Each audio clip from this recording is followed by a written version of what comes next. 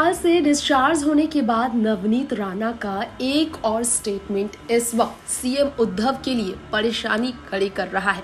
जी हां, कहीं न कहीं उनकी नींदें उड़ाने की कोशिश में अभी भी लगी हुई है नवनीत राणा।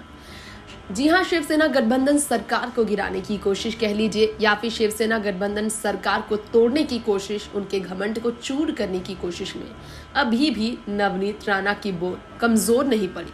अस्पताल से डिस्चार्ज होने के बाद तुरंत बाद उन्होंने कहा, हिम्मत है तो मेरे सामने लड़ कर दिखाइए। जी हाँ, अब इस तरह की बातें उन्होंने क्यों कही है? खुले चैलेंज नवनीत राणा की तरफ से उद्धव ठाकरे को मिला है, जिससे लेकर हर जगह तक अन्याय हुआ नवनीत राणा के साथ। ये उन्होंने कहा, मुझ पर अन्याय हुआ है, मैं आगे बात करूंगी।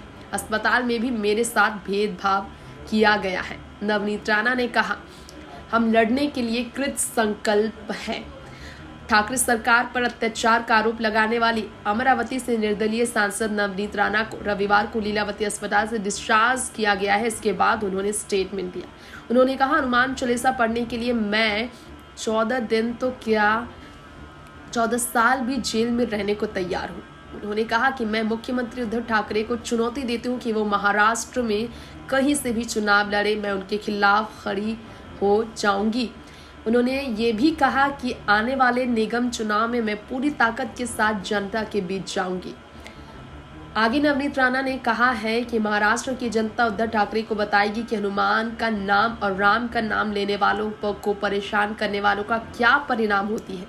धमकी देते हुए नवनीत राणा ने कहा है, राज ठाकरे की तरह अदालत के आदेश का मैं सम्मान करूंगी, लेकिन सरकार ने मेरे खिलाफ जो अत्याचार किया उसके खिलाफ मैं आवाज जरूर उठाऊंगी। ये भी आप सबको बताना चाहेंगे। नवनीत राणा ने कहा, हम लड़ने के लिए कृत संकल्प है। मुख्यमंत्री हम पर दबाव बनाकर कार्रवाई कर रहे हैं। मुख्यमंत्री किसी से नहीं मिलते, राज्य का दौरा नहीं करते, जिले मंत्रालय में नहीं आते। यह कभी पता नहीं चलता कि महाराष्ट्र में मुख्यमंत्री है या नहीं। हम 1 से 2 दिन में समस्या की रिपोर्ट दिल्ली को देंगे। ये कहा है नवनीत राणा ने खुलकर कि वो पीछे नहीं हटेंगी। ये भी आप सबको बताना चाहेंगे।